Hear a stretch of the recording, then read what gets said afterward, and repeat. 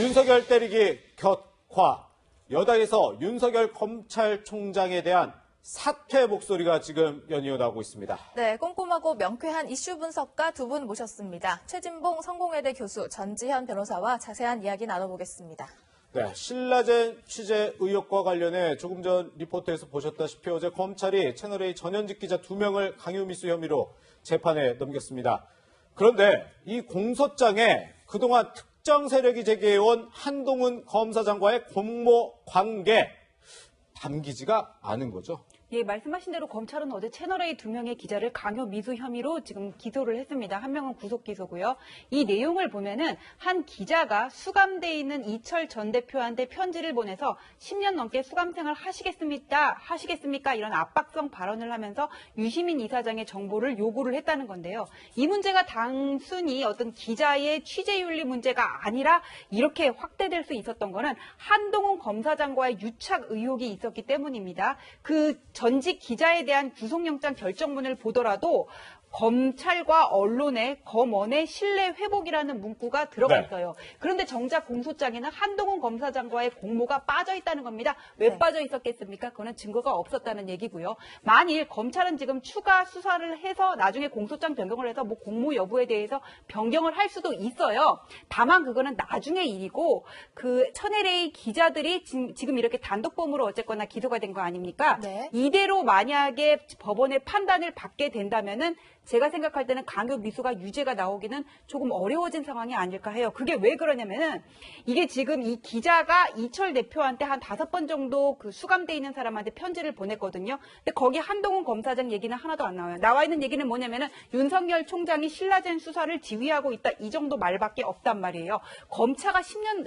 기자가 수감 생활을 10년 넘게 할 수 있도록 좌우할 수 있는 사람은 아니에요. 네. 이걸 가지고 이철 전 대표가 과연 겁을 먹었겠는가? 여기에 대해서 의문이 있는 거고요. 그 다음에 이 채널A 기자가 지모 씨랑 여기 사옥에서 직접 몇 차례 만났는데 그 내용을 보더라도 아까 말씀하셨던 것처럼 교감이 있습니까? 먼저 발언을 유도하고 내가 이 뭐 송금 파일이 있기는 한데요. 뭐 이러면서 그 검사장 뭐 통화 내용을 내가 들을 수는 있습니까? 하면서 뭔가 본인이 회유하는 듯한 발언을 하거든요. 이 정황상 볼 때 과연 해악을 고지해서 상대방 이철 씨가 겁을 먹었다고 볼 수 있을까? 여기에 대해서는 검사장과의 공모 관계가 없다면은 사실상 상당한 의문이 듭니다. 그렇군요. 사실 이 같은 기소 내용에 한동훈 검사장 측은 이런 얘기를 했습니다. 애초에 공모한 사실이 없었기 때문에 공모를 적시 못한 것이 당연하다 이런 입장을 밝혔는데요. 교수님, 네.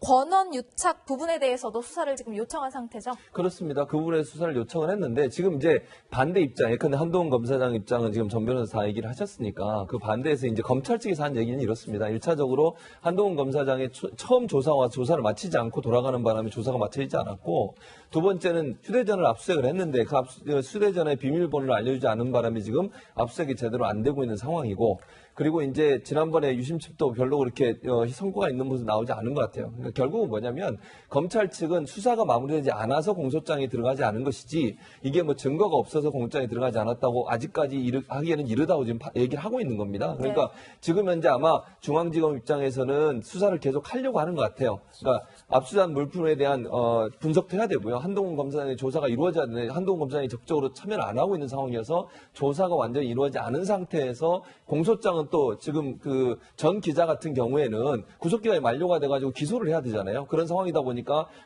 기소를 먼저 한 것이고 한동훈 검사장 관련해서는 수사가 마쳐지지 않았기 때문에 그런 것이지 완전히 뭐 모든 혐의로부터 자유로워졌다 이렇게 얘기하는 어렵다는 얘기를 하고 있고 이제 MBC나 아니면 지모 씨 관련해서는 MBC나 지모 씨 측 입장에서는 본인들은 성실히 가서 10여 차례 조사를 받았다. 4번, 3번 이렇게 얘기하고 있거든요. 지모 씨 같은 경우 4번, MBC 기자는 3번 정도 검찰에 조사를 받았는데 한동훈 검사장 왜 조사를 안 받냐 이렇게 지금 얘기를 하고 있어요. 그래서 서로 의견이 부딪히고 있는 부분이기 때문에 지금 상태에서 완전히 한동훈 검사장의 혐의가 하나도 없다라고 단정해서 말씀드릴 수는 없고 검찰의 수사 결과를 좀 지켜봐야 될 것 같습니다. 네. 그런데 전재현 변호사님, 이른바 제보자 X로 불리는 지모 씨 그리고 MBC에 대한 수사는 지금 어떻게 되고 있어요?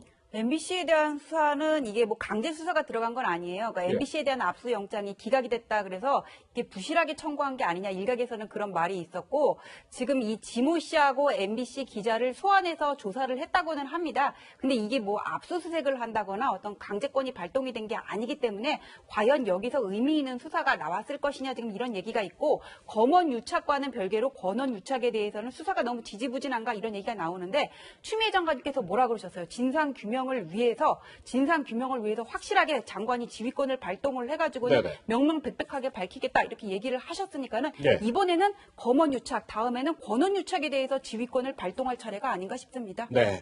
이 사건에 대해서 정치권에서 오늘 여당에서는 공식적인 반응은 없었습니다. 다만 야당 지도부에서는 이런 얘기가 나왔습니다. 들어보시죠.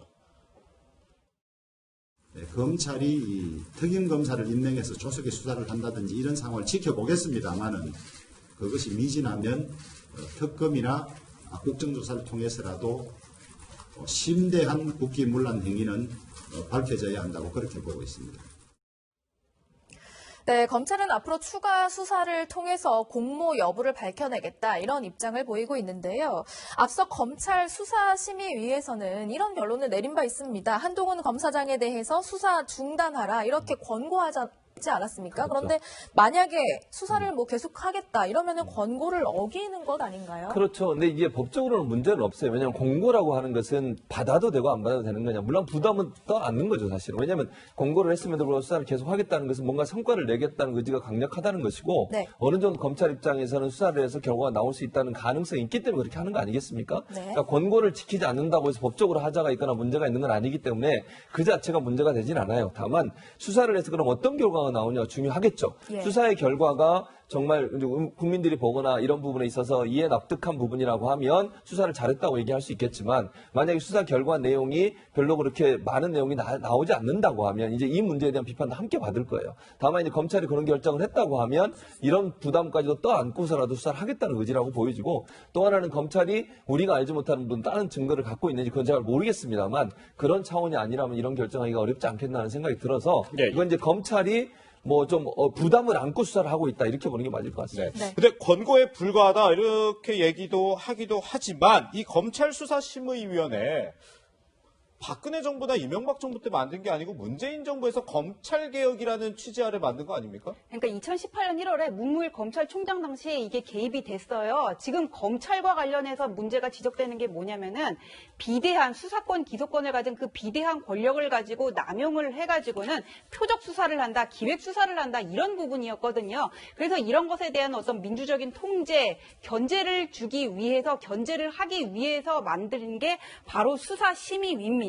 이게 도입이 되고 8번 지금까지 심의위 권고가 있었는데 검찰이 모두 수용을 했어요. 네. 그런데 이제 최근에 검찰이 수용할지 말지를 고민하고 있는 게 이재용 부회장 기소부터였거든요. 예, 예. 거기서 불기소 권고 나왔는데 지금 고민하고 있다고 하고 그다음에 한동훈 검사에 대한 그 수사 중단 권고에 대해서도 일단 수사를 계속하겠다 이런 입장이지 않습니까? 그러니까는 검찰 개혁을 위해 가지고는 수사심의위를 도입을 했는데 필요할 때는 받아들이고 내가 불편할 때는 안 받아들인 게 아니냐. 한동훈 씨도 검사장이라는 신분은 있지만은 이 사건에서는 어쨌거나 피의자란 말이에요. 예, 예. 그런데 압수수색 과정에서 독직 폭행을 당했다고 한동훈 검사장 측에서는 그렇게 주장을 했어요. 일단 그거를 뭐 난투극이라고 표현하는 언론도 있지만 검찰이 그렇게 물리력을 그때 행사했던 정진웅 부장이 행사했던 이유를 들어보면 비밀번호를 푸는 거 보고 증거 인멸을 우려했다 그러는데 그 말이 사실 납득은 안 가잖아요. 그러면은 압수수색 과정에서 수사 권력이 부당하게 피의자에게 물리력을 행사했다 이렇게 볼 수 있는데 이 한동훈 검사장의 인권은 없는 겁니까? 네. 네, 그런가 하면 여권에서는 지금 윤석열 검찰총장을 향해서 공세를 퍼붓고 있습니다. 오늘 오전 양양자 의원의 목소리가 준비되어 있습니다. 들어보시죠. 저는 이 발언을 듣는 순간, 예. 윤석열 총장이 미래통합당의 입당을 선언하고 있구나. 이렇게 생각을 했습니다. 그리고 왜 그러냐면, 미래통합당의 의회 독재, 또 그 말과 윤석열 총장의 민주주의 허구를 쓴 독재, 사실상 같은 표현이라는 생각이었고요.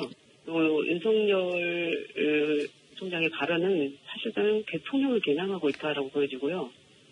그 미래통합당과 윤석열 발언 맥락을 보면은 문재인 정부 이퀄 뭐 독재라는 논리인데 정권 정당성을 인정하기 싫다라는 뜻을 표현했다고 보고요. 양양자 의원은 윤 총장의 발언이 뭐 대통령을 겨냥했다라고 하는데 지금 이게 지난 3일에 있었던 신임검사 신고식에서 한 발언이잖아요. 네, 그렇죠. 여기 보면 대통령이라는 단어는 사실 없긴 한데 왜 이렇게까지 반발한다고 보세요? 저는 잘 모르겠어요. 양자 의원이 왜 이렇게 얘기하시는지를. 저는 그렇게 보지 않고요. 이렇게 자꾸 해석을 하니까 문제가 되는 겁니다.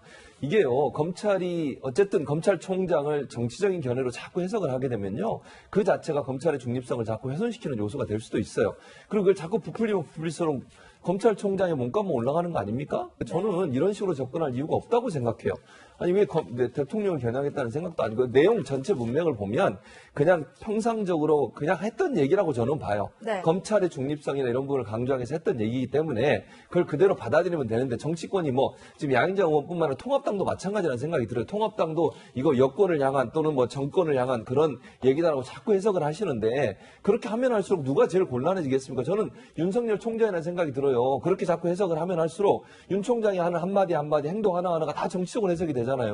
본인이 공정하게 행동하고 공정하게 판결을 내린 건 아니면 수사를 하는 것도 네. 이렇게 얘기가 들어가면요. 다 정치적 이유와 목적 가지고 하는 거 아니냐 이런 논란이 있을 수밖에 없기 때문에 곤란해지는 건 윤 총장이에요. 저는 그래서 이건 그냥 있는 그대로 신임 검사들 앞에 검찰총장이 이렇게 해라. 그렇게 얘기했다고 이해하면 다 되는 문제인데 예. 자꾸 여야가 정치적으로 해석하는 것 자체가 저는 그건 좀 바라지 않고 총장의 역할을 잘 할 수 있도록 중립성을 지킬 수 있도록 해주는 게 필요하다는 생각이 듭니다. 네. 지금 화면에 나온 이 발언에 대해서 우리 최준봉 교수님처럼 있는 그대로 받아들이지 않는 인물이 또 있는 것 같습니다. 바로 민주당의 김두관 의원인데 김두관 의원 역시도 이 윤 총장의 발언에 대해서 이거 또 대통령을 겨냥했다고 하면서 해임안을 제출해야 된다. 민주당이 이렇게까지 주장을 하고 있거든요. 그 해임 건의는 국무총리랑 국무위원에 대해서 내고 검찰총장은 해임 건의가 안 되는 걸로 알고 있거든요. 대상이 아니고. 예, 그러니까 탄핵 발의하고는 별개로 해임 건의는 일단 안 되는 거고, 뭐 일단 넓게 뭐 검찰총장직을 사퇴하게 해야 된다 이런 면으로 이렇게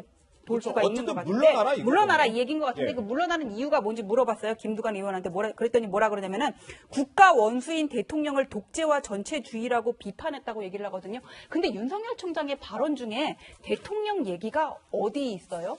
저희가 이거를 다시 봤는데 헌법의 핵심 가치를 얘기하고 민주주의라는 허울을 쓰고 있는 독재와 전체주의를 배격하는 것이 진짜 민주주의다 이렇게 얘기를 했거든요. 저게 원래 제가 볼 때는 이 여권에서 윤석열 총장이 지금 야당의 그 대권주자 지지율 1위지 않습니까? 그거하고 최근에 아무 말씀이 없었어요. 그래서 그 신임검사 인관식에서 무슨 말을 할지를 이게 막 가만히 듣고 있다가 저 얘기해서 우리 대통령 얘기하는 거 아니야? 너무 이렇게 과민하게 받아들인 게 아닌가 싶거든요. 그리고 이게 탄핵 발의를 한다고 하더라도 무슨 법률상 위법의 사유가 있어야 되는데 이 얘기를 하면서 대통령을 언급한 것도 아니고 이거 자체가 무슨 문제가 되는지 좀 말을 가려가면서 하셔야 되겠다 좀 그런 생각이 드는데 아니나 다를까 홍익표 의원이 뭐라 그랬냐면은 다른 얘기를 했어요. 윤석열 검찰총장의 발언은 우리 당과 미통당을 비교를 할 때 누가 평등을 강조했는가 이거 우리를 저격한 게 아니다. 지금 이렇게 얘기를 하시니까 윤석열 총장의 발언은 어쨌거나 해석에 따라서 다르게 볼 수가 있다. 뭐 이런 정도로 정리를 하면 될 수 있겠습니다. 지금 뭐 미통당은 통합당을 얘기한 거죠? 네네, 알겠습니다. 네, 새롭게 불거지고 있는 권한유착 의혹 그리고 윤석열 검찰총장을 향한 여권의 공색 얘기까지 한번 짚어봤습니다.